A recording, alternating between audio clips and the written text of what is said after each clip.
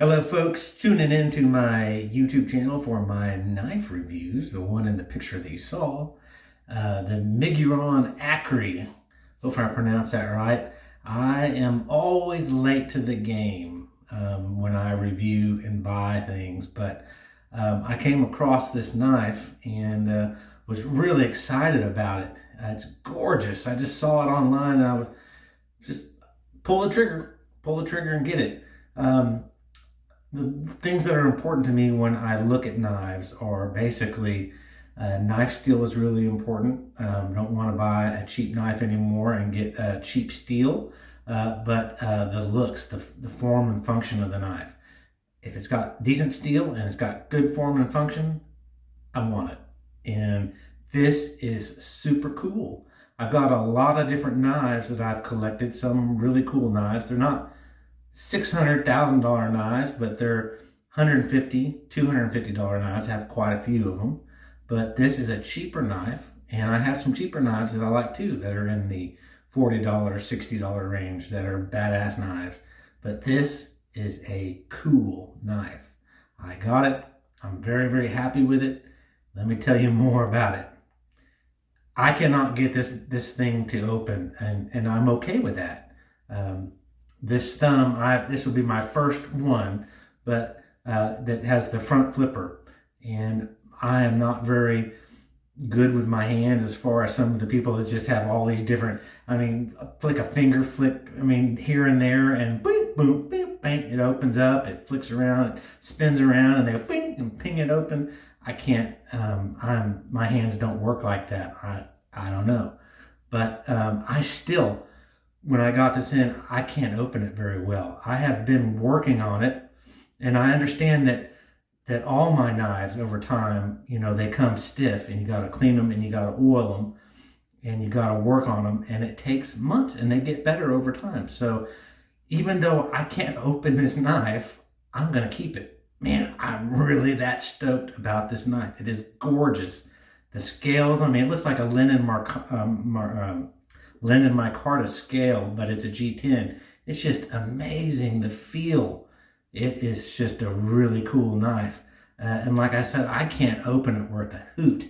The best, and when I do this, you gotta get just at that point, that fulcrum point, it flips open, it'll usually bang me on the knuckles. But this is the best way that I can get it open right now. But man, is it a good looking blade. Good looking G10. I like the pocket clip is really good. I just scratched it on my camera tripod, and now it looks a little silver showing through. But what a badass knife. Like I said, it came pretty sharp, but I stropped it on a leather strop and made it much, much sharper.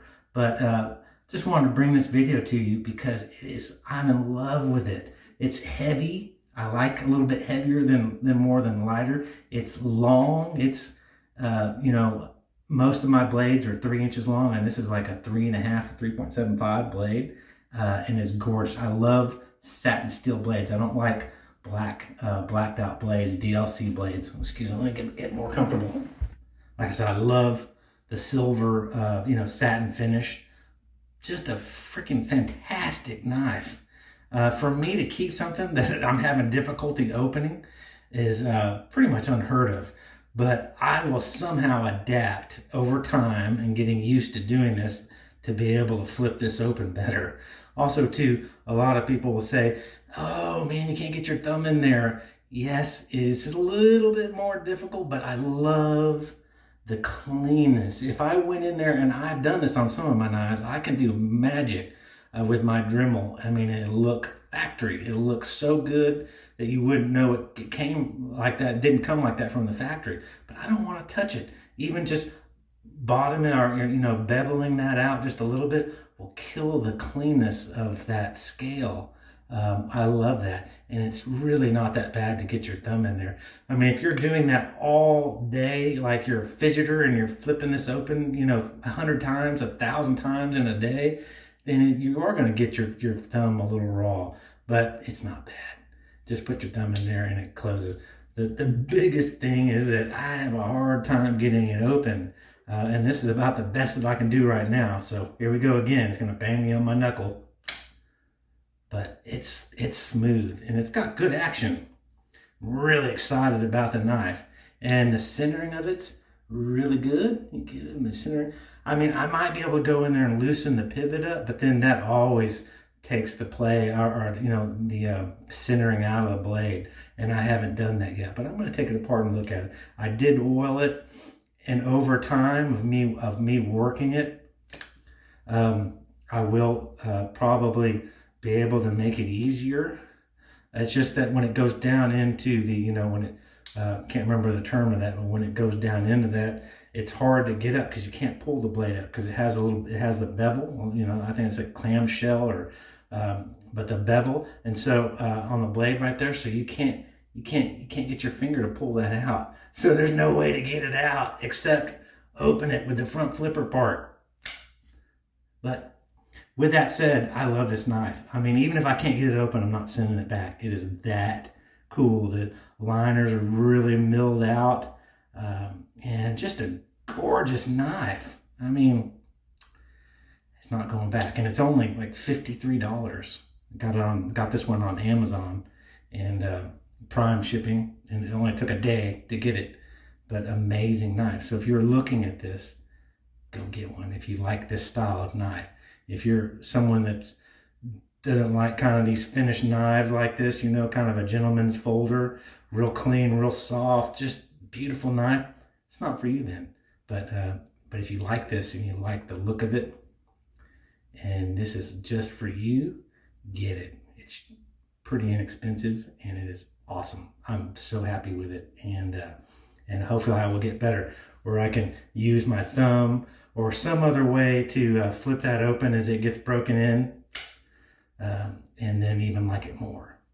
Just a little bit more I want to tell you about.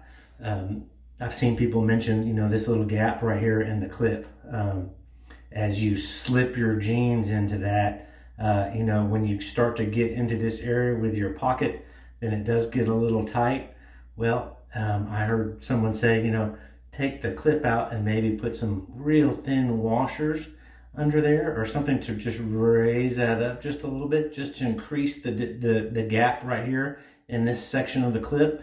And I tried to do that, and these are two different length screws right here. This is the longer one that goes all the way down and through this other side. This one up here on the top closest to the end of the clip is shorter, and it just barely gets in enough to grab. So, I mean, I had some really thin washers, and I had actually filed them down and polished them to kind of remove a little bit more, and I couldn't get that screw to bite. I mean, you'd almost have to have something as thin as paper, a washer maybe.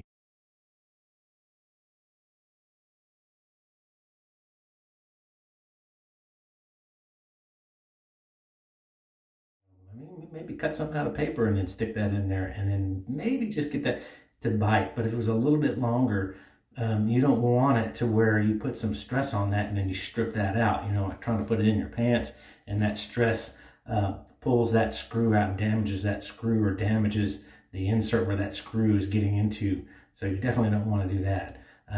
But I've seen some people mention that issue with that going in thicker like pockets like jeans. But I don't know. I don't know if it's a serious worry or not.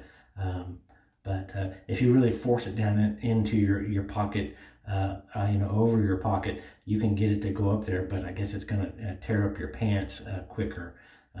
Your jeans. What else is there that I can talk about? I guess that's it. But really, like I said before, I really like this. Just holding this knife in your hand, it feels just really good. I don't know how to explain it, but you probably know. All these, you know, other people out there that have this knife collection thing like I have, this addiction where you just collect. I got like 15 knives, and I don't use them very often, and they just sit there and they look cool. But and I just don't use them because you tear them up, you scratch them, and you lose them. And if you take them around, and they can fall out of your pocket. And if you go into the airport, like I travel a whole bunch to the airport, and I accidentally forget, and I have one of these in my pocket or my backpack, it's gone. It's in the trash. That's terrible. Or I can't, or I, skip the flight. I'm not going to do that because I work and I fly for a living, so I got to go. So, $100 knife or $50 knife or $200 knife in your pocket, and TSA takes it, says, oh, bye-bye, doink, in the trash. But, yeah. I can't get it open. Oh.